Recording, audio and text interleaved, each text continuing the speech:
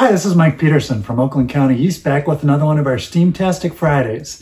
We've been talking about winter for the last few weeks, and this is our week to normally talk about the M in STEAM, which stands for math. So we're going to touch on a little bit of math that goes along with winter, and in particular with cold temperatures. Also throw a little bit of history in there as well. So let me tell you the story about a German scientist named Daniel Fahrenheit. So you probably recognize his first name because it's Daniel. But his last name is pretty famous too because he created the Fahrenheit scale. The reason he did that was he was actually more interested in trying to create thermometers.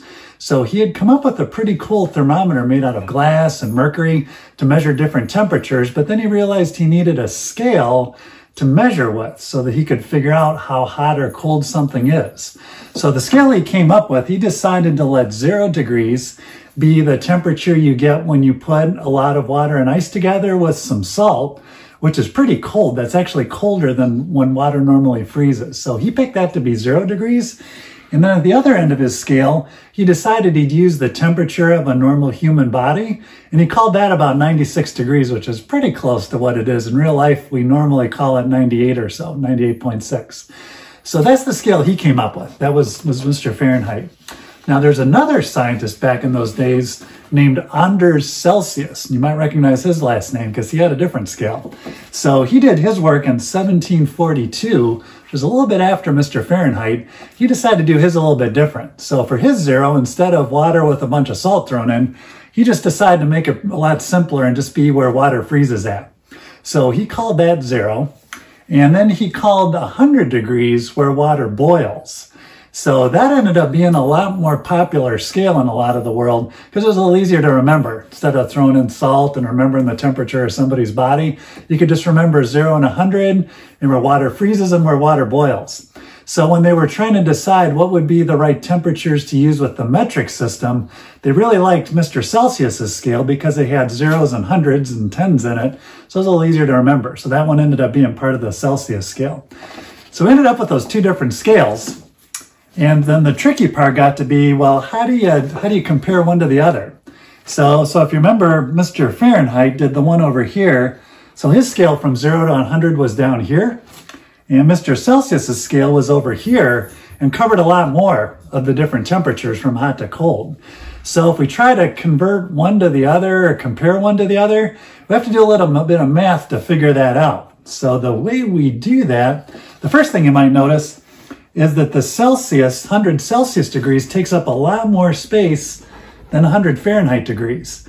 So when we have 1 Fahrenheit degree, that's going to be just a little piece of a Celsius degree.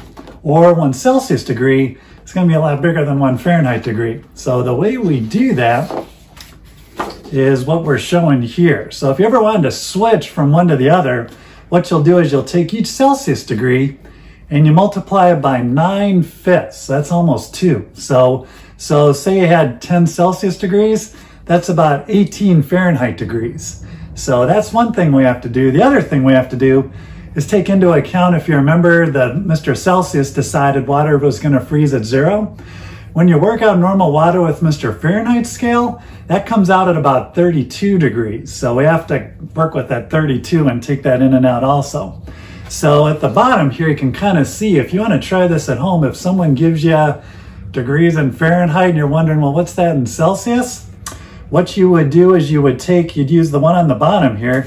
So take that Fahrenheit degrees, subtract the 32 from it, because remember Fahrenheit starts at 32 for water freezing.